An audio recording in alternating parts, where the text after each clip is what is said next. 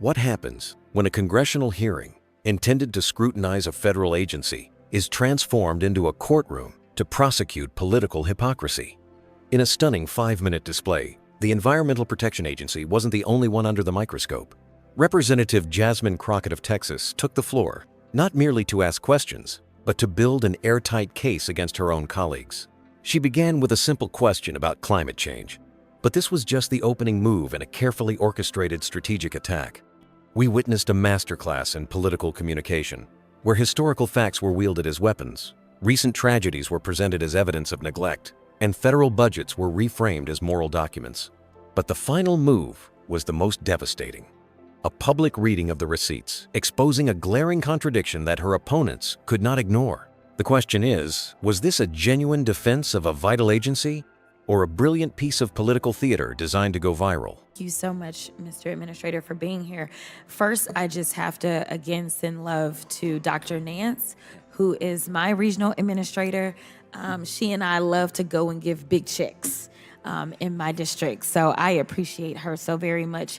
I also want to make sure that I level set, because I thought it was interesting that we were having an EPA hearing, considering the fact that some people in this chamber don't believe in this thing called climate change. So I just wanted to level set really quickly with you and find out from you if you believe that climate change is real or a hoax. Climate change is very real. Okay, thank you so much. I thought you may say that. And interestingly enough, you know, I'm sure that there are those in this country that are looking for those Nixon Republicans, those Republicans that simply just wanted to do the work of the people and weren't about sending out misinformation, disinformation, and continuously trying to undermine our federal government agencies that are trying to do everything that they can to protect the people. When we look at the Supreme Court in their recent ruling, again, they chose not to protect the American people.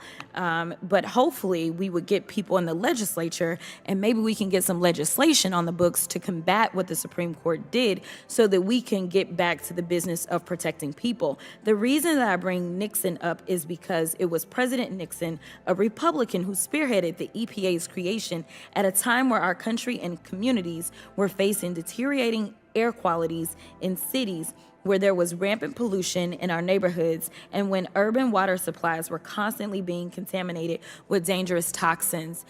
I just would imagine that President Nixon would never stand for Project 2025, which wants to do the complete opposite of that.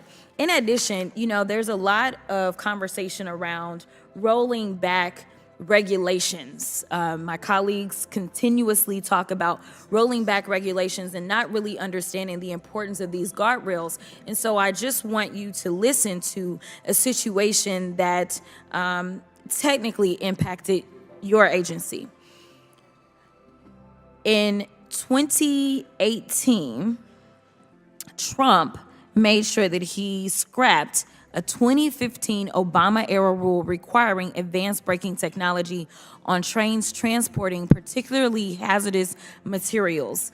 That rule would have required compliance by certain trains by 2021 and others by 2023. But as Fortune reported at the time, Trump's Department of Transportation decided that the cost of installing these more sophisticated brakes outweighed the benefit. While it has been noted that technically the rule would not have required the Norfolk Southern train that derailed in Ohio to have such brakes, some believe it would have if not for Trump.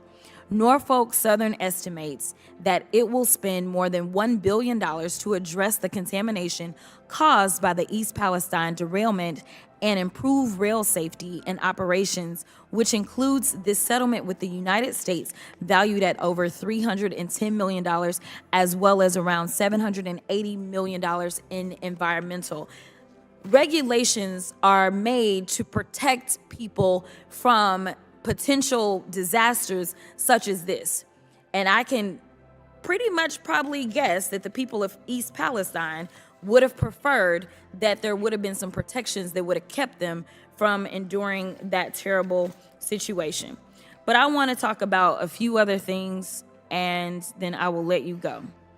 There's been all this talk about the money that you're getting, and all this talk about our debt. I just want to remind my colleagues that it is factual. It can be looked up. Under 4 years of the Trump administration, unlike any other administration in the history of this country, they somehow managed to rack up $8 trillion in debt in 4 years. But to be clear, in racking up that debt, it wasn't because they were trying to take care of agencies such as yours that are trying to protect people and make sure that they have clean air, clean water, clean soil. It was so that the rich 1%ers could have their tax cut. And again, Project 2025 is about making sure that those tax cuts that will expire in 2025, that they will get those back again. Again, they don't want to take care of the people, and it's okay to have debt in this country so long as the 1%ers get what they want. I just want to lay that out. Finally, when we look at where this money is going from this administration, Rep. Jordan's district got $500,000. The chair's district got about $1.6 million in EPA grants. Rep. Greene's district got $500,000. Rep. Luna's district got $300,000, and Rep. Perry's district got $1 million. So for Republicans that may feel a way about EPA and it allegedly pushing a woke. Representative Jasmine Crockett's 5-minute allocation was not a questioning period. It was a masterclass in political theater and strategic communication, executed with the precision of a seasoned prosecutor laying out their closing argument to a jury. The EPA administrator seated before her was largely incidental, a mere vehicle for a message aimed squarely at her Republican colleagues and, more importantly, the American public watching online. Her performance can be deconstructed through its brilliant argumentation, commanding demeanor, and absolute control of the narrative. First, let's analyze her argument structure. It was not a scattered series of inquiries, but a methodical, multi-stage narrative construction. She began by establishing a baseline reality, the existence of climate change, forcing an immediate affirmation from the witness. This seemingly simple step served to frame everything that followed as a debate between fact and fiction. She then immediately built her narrative scaffolding by invoking President Nixon, a Republican, as the founder of the EPA. This was a strategic masterstroke, preemptively neutralizing the argument that environmental protection is a purely partisan, left-wing issue. It reframed the debate as a departure from traditional Republican principles, suggesting that the modern party has lost its way. With this foundation laid, she introduced her central exhibit, the East Palestine train derailment.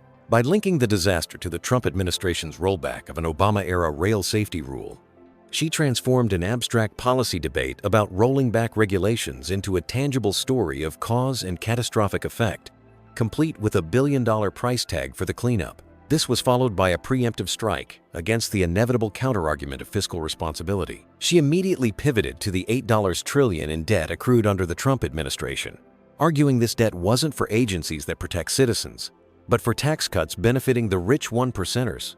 Finally, she delivered her stunning checkmate. The listing of EPA grant amounts down to the dollar awarded to the districts of her most vocal Republican critics was the dramatic conclusion. It was an undeniable, evidence-based accusation of hypocrisy, implying that her colleagues publicly condemned the EPA's woke agenda while privately cashing its checks. Her demeanor perfectly complemented her argument. She maintained a tone that was consistently controlled, confident, and assertive. Her language was carefully chosen to create a clear dichotomy. Her side is about protecting people, ensuring clean air, clean water, clean soil, while the opposition is engaged in misinformation, disinformation, and undermining federal agencies for the benefit of the wealthy. She never wavered, never lost her place, and delivered her lines with a rhythm that built momentum towards her final, powerful reveal. This was not the demeanor of someone seeking information. It was the demeanor of someone delivering a verdict. In terms of reaction and adaptation, the most notable aspect is that she structured her time to require almost none. The witness was asked only one direct yes or no question at the very beginning. For the remaining 4 minutes and 45 seconds, Crockett was in complete control of the narrative flow. She was not reacting to answers. She was building her case, piece by piece, without interruption. This strategy completely neutralized the witness and prevented any opportunity for her colleagues to derail her argument.